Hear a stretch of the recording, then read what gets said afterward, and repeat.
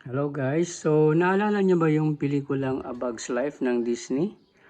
So i-share ko sa inyo ngayon yung aking mga toy collections dun sa pelikulang A Bug's Life. So unahin natin si Hopper, ayan. So ito si Hopper, ayan, siya yung kalaban ng mga langgam. Si Hopper ay isang grasshopper na ang ginagawa nila ay ginagawa nilang utusan ng mga langgam para mag-ipon ng kanilang pagkain, at kapag ready na yung pagkain na naipon ng mga langgam ay kukunin na nila ito. Next naman ay si Francis. Ayan, si Francis, yung bug, ladybug. Yan, ladybug ito si Francis. Ayan. Itong mga maliliit na toys na to, class. Itong mga maliliit na toys na ito ay galing ito sa McDo. Kasi nung time na yon, nung time na pinalabas yung pelikula, way back in 90s pa yata ito eh. Ang McDonald's ang nag-release ng mga toys para sa mga pelikula ng Disney. So ito si Francis na malaki. Ayan. So actually ito, nabubuksan itong kanyang pakpak. Ayan. Mahirap ayan. So ayan, pwedeng isa kayo dyan yung mga maliliit na bugs. Ayan, yan si Francis. Okay. So ito yung mga nilalaro niya ng mga bugs, ng mga baby bugs. Ayan. So dalawa yan sila. Ito yung isa. Ayan. So meron tayong collection yan. Pero ito hindi ito sa McDo ito ng ibang bansa. Ito sa McDo lang ng Pilipinas. Pero ito binili ko talaga ito. Kasi nagko-collect talaga ako ng mga toys ng Disney movies, animated movies. So ito, sa McDo din ito, pero sa US yata ito ng McDonald's. Kaya lang nabili ko to sa Singapore. Baby Ant, nakalimutan ko pangalan, pero siya yung laging nangunguna para tumulong siya yung nag-idolize kay Flick, yung pinakabidang langgam, at sa ito naman si Princess Fiona. At syempre, ang pinaka-cute sa lahat, ito, si Hemlitz.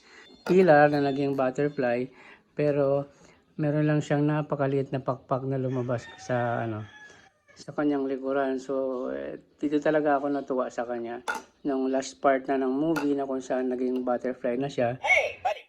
So, ayan si Hemlitz, ang pinaka-cute sa lahat. Ayan, nakakatuwa siya talaga. So, next, meron tayong ito si Flick. Yan, yung maliit pa ito sa McDo din ito galing, yung si Flick.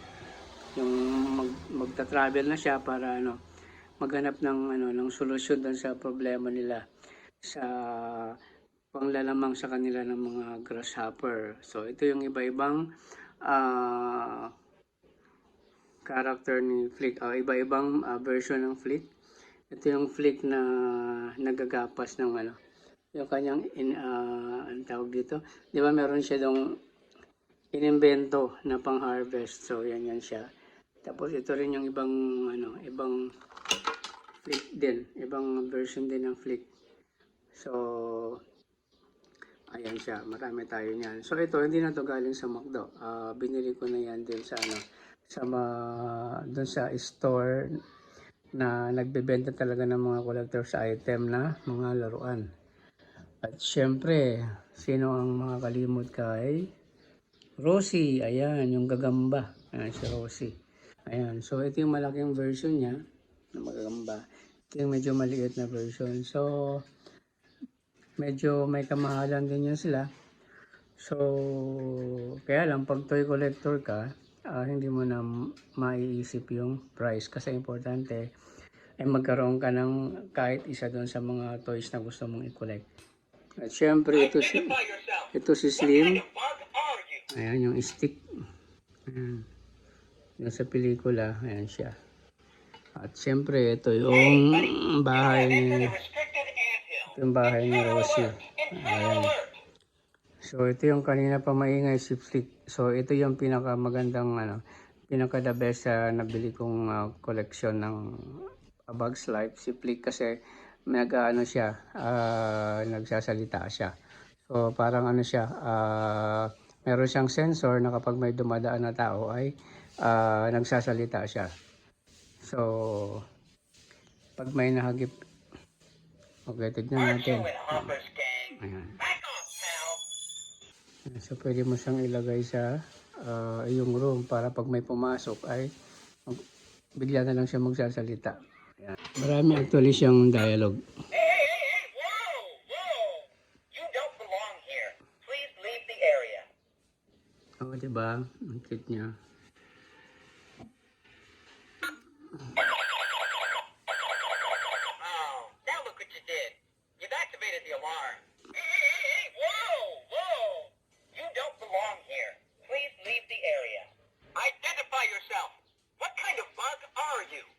Ayan, so yan yung aking mga toy collection para sa pelikulang A Bug's Life. So, ginawan ko lang siya ng vlog kasi naglilinis ako. So, sabi ko, maganda sigurong i-document ko rin yung aking mga toy collection para naman malaman niya kung gaano ako ka-fan ng Disney.